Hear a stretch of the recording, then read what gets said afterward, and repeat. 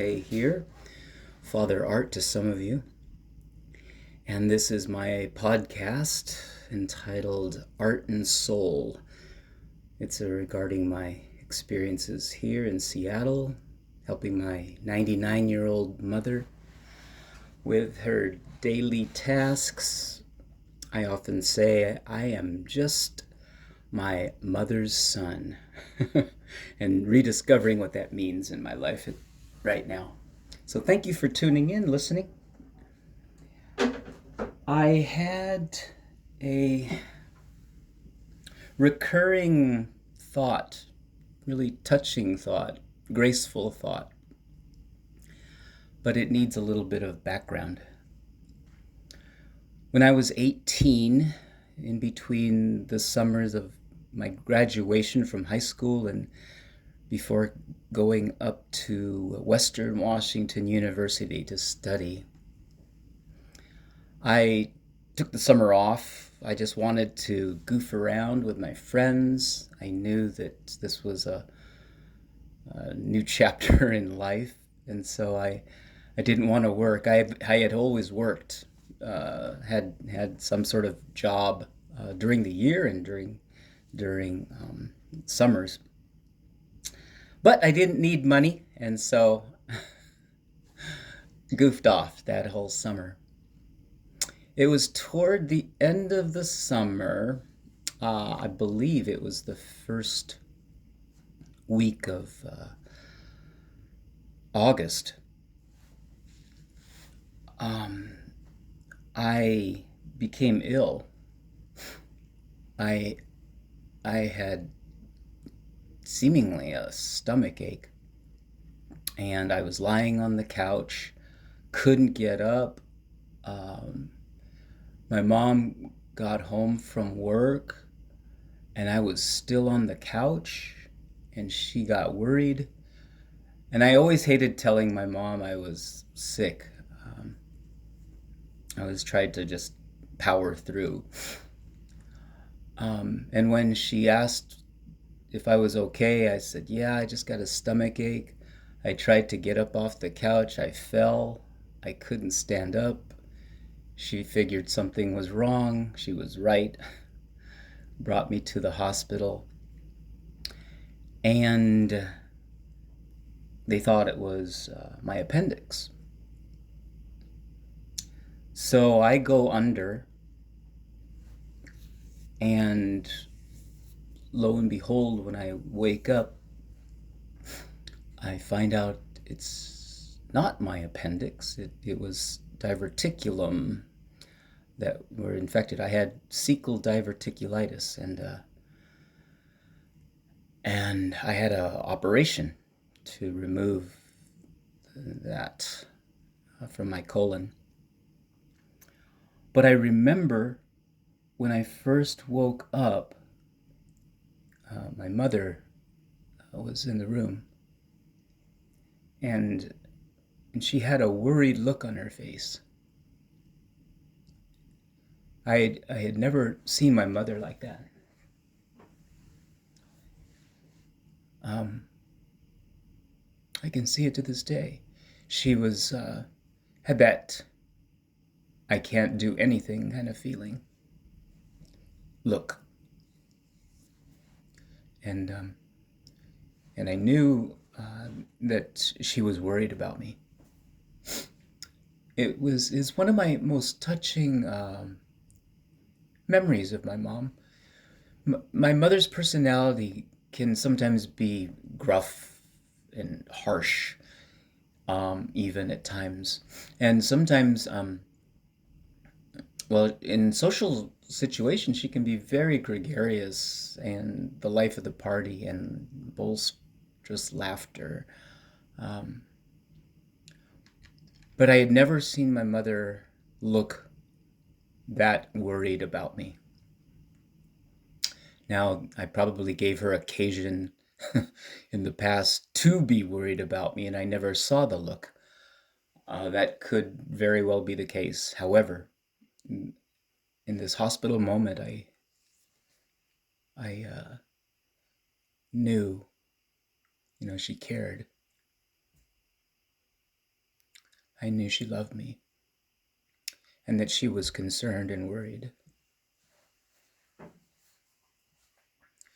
So that is implanted in my brain, that experience. Fast forward to 2023.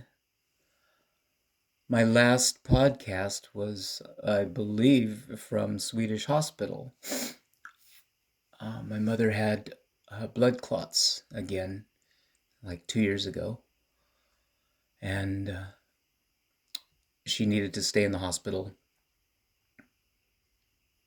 to transition to the blood thinner. And I remember in the hospital feeling similarly. So it really is the role reversal. She's in the hospital bed, and I'm there, helpless. Just, she's not herself. She's fatigued, low energy, and I'm just there, helpless and not able to do anything for her. Just hoping the medication and the process of healing with the meds go well, that all these medical professionals are doing their job well, and by the grace of God, she comes out of it okay. And yesterday was the first time the visiting nurse came to take her blood INR level. And then I had the recurring feeling just there watching the nurse take her blood sample and reminded of that feeling I had in the hospital, that I'm just there. I can't do anything. And I wonder if my mother saw a similar look on my face of concern, helplessness.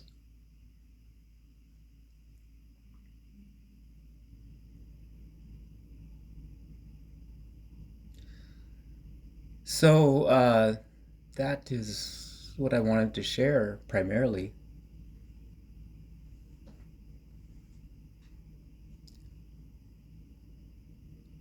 I suppose if there was a biblical image that relates, and it's always been a powerful one for me,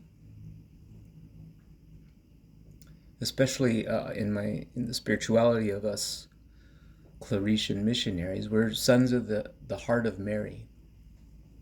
And so this symbol of Mary's heart and all that relates to a mother's heart, and especially the mother of Jesus, the mother of God. Mary at the foot of the cross in John's Gospel, watching her son on the cross. Mary is helpless, Jesus is suffering, and in his suffering, in his dying, he,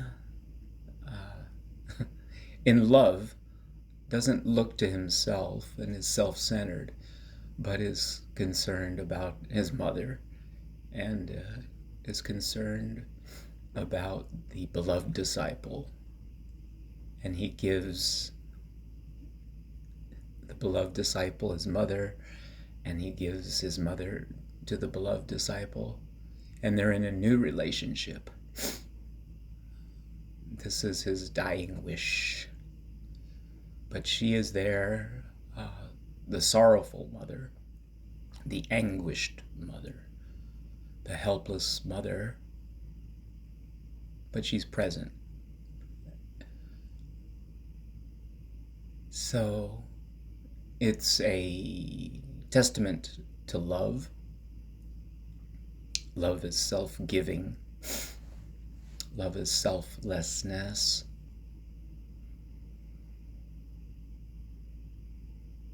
And in my better moments, when I care for my mother, I have those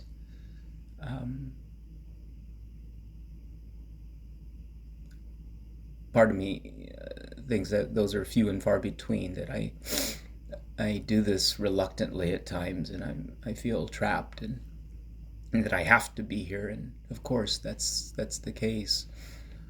So emotion wise, this it's a range of things, mostly boredom. uh, Nonetheless, the Spirit is always teaching us lessons about ourselves and others.